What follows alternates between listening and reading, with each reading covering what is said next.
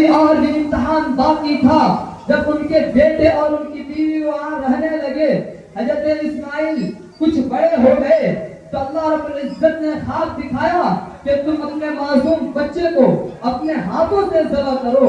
اب کیا تھا, حضرت ابراہیم علیہ السلام مکہ کے اس غیر زرع وادی میں گئے اور جا کر کہا ادھر آؤ خدا پاک کا پیغام سن جاؤ.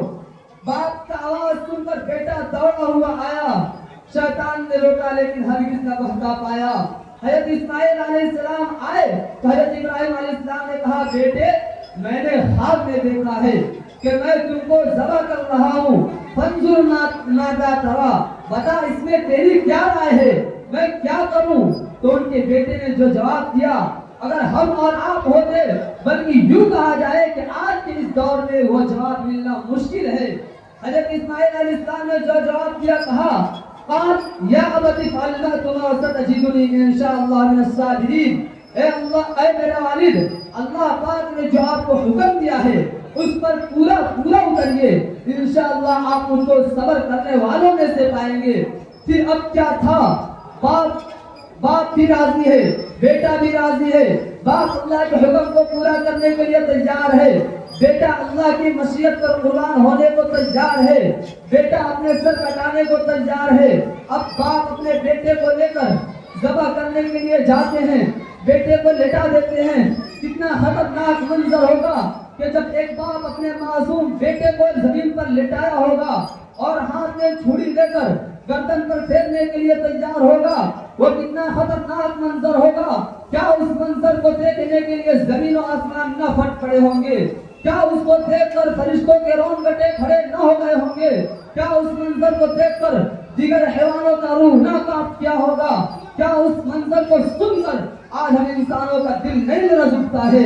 کتنا خطرناک منظر ہوگا کہ باپ اپنے بیٹے کو زمین پر لٹا دیتا ہے اور گلے پر چھری پھیرنے کے لیے تیار ہے. لیکن حضرت اسماعیل السلام فرماتے ہیں کہ ابو جان ایسا نہ ہو کہ میری آنکھ آپ کی آنکھ سے ٹکرائے اور میری محبت آپ کی دلوں میں اتر جائے اور پھر اللہ کی محبت پر میری محبت غالب آ جائے اور پھر اللہ کے حکم کو پورا کرنے سے آپ انکار کر دیں. اے ابو جان اب ایسا کیجئے کہ آپ اپنے آنکھوں میں پٹی باندھ لیجئے تاکہ آپ کی نظریں میری نظروں سے نہ ٹکرائے اور میری محبت اللہ کی محبت پر غالب نہ ہونے پائے. حضرت ابراہیم علیہ السلام نے باپ بیٹے کے کہنے پر آنکھ پر پٹی باندھ لیا. حضرت اسماعیل السلام فرماتے ہیں ابو جان میرے ہاتھ پاؤں کو بھی باندھ دیجئے تاکہ میں جنبش نہ کر سکوں, میں حرکتیں نہ کر سکوں. اگر میں حرکتیں کروں گا, ہلوں گا, ڈولوں گا, شاید کہ آپ کو محبت آ جائے اور میری محبت اللہ کی محبت پر مغلوب نہ ہو جائے. اس لیے میرے ہاتھ پاؤں کو باندھ دیجئے تاکہ میں جنبش نہ کر سکوں. حضرت ابراہیم علیہ السلام نے اپنے بیٹے کے ہاتھ پاؤں کو بھی باندھ دیا. اب کیا تھا, بیٹا قربان ہونے کو تیار ہے, باپ قربانی کرنے کے لیے تیار ہے اور بیٹا زمین پر لیٹا ہوا ہے. باپ گردن پر چھری رکھ کر چھری چلانا چاہتا ہے لیکن چھری کام نہیں کرتی ہے. حضرت ابراہیم علیہ السلام فرماتے ہیں چھری کام کیوں نہیں کر رہی ہے؟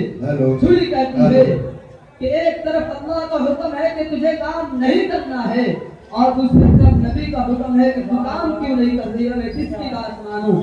بہرحال اللہ رب العزت نے فرشتے کو بھیج کر ایک دمبا بھیج دیا اور حضرت ابراہیم علیہ السلام نے جب ذبح کر کے اپنی آنکھ پر باندھی پٹی کھولا تو دیکھا کہ ایک دمبا ذبح ہے اور حضرت اسماعیل علیہ السلام پاس میں کھڑے ہیں.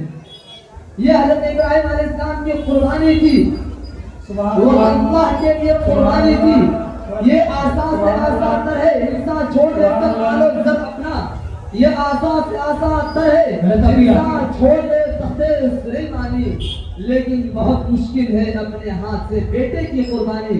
حضرت ابراہیم علیہ السلام کو اس حکم کو پورا کیا اور حضرت ابراہیم علیہ السلام کی یہ ادا اللہ رب العزت کو اتنی پسند آئی کہ رہتی دنیا تک اس کو قائم کر دیا اور کہا کہ ہر 10 دن حصہ کو قربانی کرنی ہے. آمین.